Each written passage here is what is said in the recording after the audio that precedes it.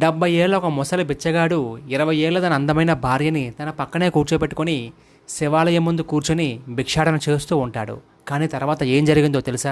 ఒకరోజు పార్వతీదేవి భూలోకంలో మనుషులు పడుతున్న బాధల్ని చూడలేక ఆ మహాదేవుడితో, స్వామి, మనల్ని నమ్ముకున్న మన భక్తులు భూలోకంలో వారి కర్మఫలం కారణంగా ఎన్నో కష్టాలు పడుతూ ఉన్నారు. వారిని ఉన్న ఫలంగా ఉద్ధరించడానికి ఏదైనా చెయ్యండి స్వామి అని అడుగుతుంది. అప్పుడు ఆ మహాదేవుడు, కర్మ చాలా బలీయమైనది. ఎవరు చేసిన కర్మకు వారు ఫలితాన్ని అనుభవించాల్సిందే. అందులో తన మన అనే భేదం ఉండదు. సరే, నువ్వు అంతలా కోరుకుంటున్నావు కాబట్టి నేను ఒక పని చేస్తాను. కాకపోతే నువ్వు కూడా ఒక అందమైన స్త్రీ రూపాన్ని ధరించి నా భార్యగా నా పక్కనే ఉంటూ జరిగే విషయాలు చూడాలి అని చెప్తాడు.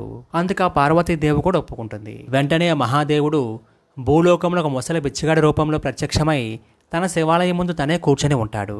పక్కనే అందమైన స్త్రీ రూపంలో ఉన్న పార్వతీదేవి ఆ 70 ఏళ్ల ముసలి బిచ్చగాడి పక్కనే కూర్చుని ఆయనకి సేవలు చేస్తూ ఉండగా, మీ పాప కర్మలను కర్మబంధాలను ఒక్క క్షణంలో నాశనం చేస్తాను. మీ దగ్గర ఏ ఉంటవి నాకు దానం చెయ్యండి. అవి ఏవైనా పర్వాలేదు. ఫలం, పత్రం, పుష్పం, ఆఖరికి పాడైన అరటిపండైనా పర్వాలేదు, నాకు దానం చెయ్యండి అని ఆ ముసలి బిచ్చగాడు అడుగుతాడు. ఆ మాటలు విన్న శివాలయానికి వచ్చిన భక్తులు ఒక అందమైన స్త్రీతో సేవలు చేయించుకుంటున్న ముసలాన్ని చూసి అసూయ చెంది, ఒరే ముసలోడా, రేపో మాపో పోయేలా ఉన్నావు, నీకెందుకు ఇంత అందమైన భార్య? ముష్టెత్తుకుంటేనే గాని జీవనం సాగించలేని నువ్వు అంత అందమైన భార్యని ఎలా పోషిస్తావు అంటూ ఆ భిక్షగాడిని, ఏమే, ఈ లోకంలో నీకు మగాడే దొరకలేదా? కాటికి కాళ్ళు చాపుకుని 70 ఏళ్ల ముసలాడే దొరికాడా నీకు? అందమైన పెళ్ళాన్ని పక్కన పెట్టుకుని సుఖపడుతున్న నువ్వు మేమిచ్చే దానాలు తీసుకొని మా కర్మల్ని రూపుమాపుతావా?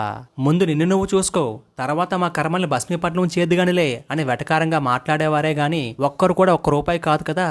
కనీసం ముసలివాడిని ఒక మనిషిగా కూడా చూడలేదు. ప్రతి ఒక్కరు ఆ 70 ఏళ్ల ముసలాడికి 20 ఏళ్ళ అందమైన భార్య ఉందనే భావనతోనే ఉన్నారు. ఇలా 7 రోజులు గడిచాయి. ఆ మాటలన్నీ వింటున్న ముసలి బిచ్చగాడు బిగ్గరగా నవ్వి తన అందమైన భార్య వైపు చూసి, చూసావా దేవి, వీళ్ళ కర్మ ఎంత బలంగా ఉందో. భిక్షాటన చేస్తున్న నా పక్కన ఒక అందమైన స్త్రీ కనిపించగానే నేనేదో సుఖపడిపోతున్నట్లు ఈర్షపడి అసూయతో దేవాలయానికి వచ్చామన్న విషయాన్ని కూడా మరిచిపోయి ఇంత వ్యంగ్యంగా మాట్లాడుతున్నారు. ఇటువంటి వారికి వారి కర్మఫలాన్ని అనుభవించకుండా తప్పించి వీరిని స్వర్గానికో మరో ఉత్తమ గతులకో పంపిస్తే ధర్మాన్ని ఆచరించి ధర్మాన్నే పట్టుకుని ధర్మబద్ధంగా జీవితాన్ని సాగిస్తున్న నిజమైన భక్తులకు వీళ్లకు తేడా ఏముంటుంది? మోక్షాన్ని లేదా ఉత్తమ గతుల్ని కష్టపడి సంపాదించుకోవాలి. ఉచితంగా ఇస్తానంటే వాటి విలువ తెలియక ఈ మనుషులు మరింత భ్రష్టు పట్టిపోతారు అని చెప్పి అక్కడి నుంచి వెళ్లిపోయారు. చూసారా కర్మ ఎంత బలీయమైనదో?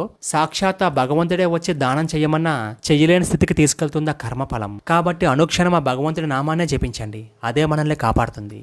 మరి మీరేమంటారు? అవునంటారా, కాదంటారా? మీ అభిప్రాయాన్ని కామెంట్లో తెలియజేయండి.